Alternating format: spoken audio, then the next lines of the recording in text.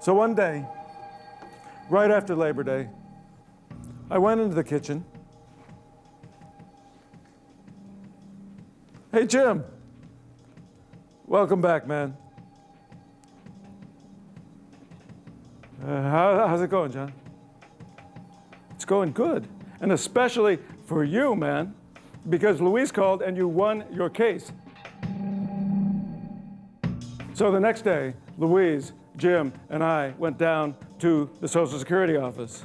And the government worker said, now, Mr. Belkin, if you'll just sign these papers that acknowledge that you are schizophrenic, you'll be reinstated on SSI, and you'll be getting $761 a month, plus the $30,000 that we owe you in back benefits for all the months since the wrongful termination of your case in 1982. I'm not going to sign that. I mean, I could make more than that in a year teaching school. So the gig was, the appeal was good for a year. So it had come in July. This was September. Anytime until the next July, he could take the money. After that, it would once again, poof, disappear. Well, I wasn't willing to take no for an answer. I was going to get him to take that money. We're all here to keep each other honest, and we're all here to insist that we have to go deeper. I missed one. I don't buy it, and nobody here buys it, Sunshine. Okay? I missed nobody buys it. Crisis is not simply something to be avoided. We do theater to invite people to return to the site of crisis and really live in it, live through it, and begin to recognize it not just as an affliction or an obstacle, but actually the moment in your life where growth is not only possible but necessary. Jim? Jim? Got to talk to you, man. Huh? It's about the money, Jim. I mean, it's about the money. You've been here a while now, right, Jim? I mean, since that rainy day in October, like a year ago, October, when Marlon said, John, Jim's sleeping outside, it's raining like crazy. Well, why don't you take him home for the night? That's a lot of time. That's a lot of days. That's a lot of rent, Jim. I mean, what about it, man? You owe me, man. What about the rent? Sorry, John. I don't have any money, John. Sorry. Don't have it. Don't. Don't give me don't, man. I mean, I won't hear don't. You've got money. You've got a lot of money, man. You got more money than I got, for God's sake.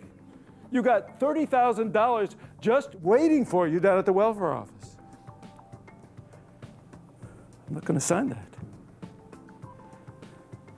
It's signing my death warrant, John. I'll be blackballed from law school, blackballed from teaching, blackballed from real estate. Real estate? What about my rent, man? You owe me a lot of fucking money, man. I want my money. I'm sick of this shit. I mean, you were playing me for a chump, man. It's gotta stop, man. Like, just give me my rent or get the fuck out. Just get the fuck out. No, man. Get the fuck out.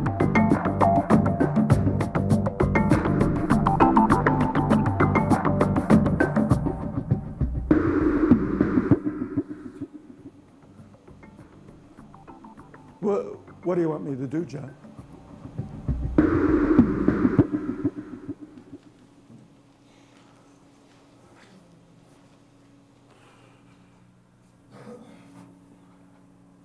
Just go to bed, Jim, okay? I mean, like, go to bed. I'll see you in the morning.